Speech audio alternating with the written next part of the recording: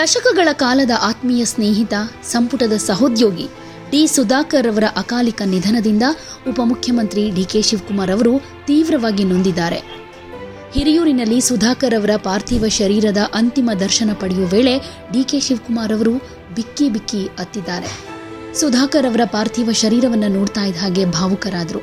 ಸಾರ್ವಜನಿಕ ಜೀವನದಲ್ಲಿ ಸದಾ ಗಟ್ಟಿ ವ್ಯಕ್ತಿತ್ವದ ನಾಯಕನಾಗಿ ಕಾಣಿಸಿಕೊಳ್ಳೋ ಡಿಕೆ ಶಿವಕುಮಾರ್ ಗೆಳೆಯನ ಮುಖ ನೋಡ್ತಾ ಇದ್ದ ಹಾಗೆ ಕಣ್ಣೀರು ಹಾಕ್ತಾ ಬಿಕ್ಕಿ ಬಿಕ್ಕಿ ಅತ್ತಿದ್ದು ಅಲ್ಲಿ ನೆರೆದಿದ್ದವರ ಕಣ್ಣಾಲಿಗಳನ್ನು ಕೂಡ ಒದ್ದೆಯಾಗಿಸಿತು.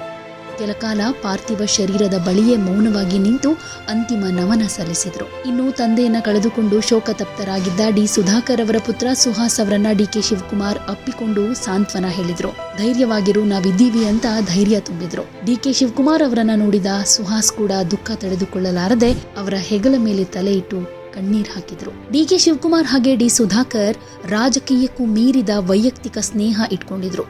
ಚಿತ್ರದುರ್ಗ ಜಿಲ್ಲೆಯ ರಾಜಕಾರಣದಲ್ಲಿ ಸುಧಾಕರ್ ಅವರು ಡಿಕೆಶಿ ಅವರ ಬಲಗೈ ಬಂಟನಂತೆ ಗುರುತಿಸಿಕೊಂಡಿದ್ದವರು. ಗೆಳೆಯನ ಅಗಲಿಕೆ ತಮಗೆ ವೈಯಕ್ತಿಕವಾಗಿ ದೊಡ್ಡ ನಷ್ಟ ಅಂತ ಈ ಸಂದರ್ಭದಲ್ಲಿ ಡಿಕೆ ಶಿವಕುಮಾರ್ ಹೇಳಿಕೊಂಡಿದ್ದಾರೆ. ಯಾವುದೇ ಸುದ್ದಿಯ ಅಪ್ಡೇಟ್ ಅನ್ನ ಮಿಸ್ ಮಾಡ್ಕೊಳ್ಬಾರ್ದು ಅಂದ್ರೆ ಈಗ್ಲೇ ಒನ್ ಇಂಡಿಯಾವನ್ನ ಸಬ್ಸ್ಕ್ರೈಬ್ ಮಾಡಿ. ನಿಮಗೆ ಬೇಕಾದ ಭಾಷೆಯಲ್ಲಿ ಎಲ್ಲಾ ಸುದ್ದಿ ತಿಳಿಬೇಕು ಅಂದ್ರೆ ಒನ್ ಇಂಡಿಯಾ ಆಪ್ ಅನ್ನ ಡೌನ್ಲೋಡ್ ಮಾಡ್ಕೊಳ್ಳಿ.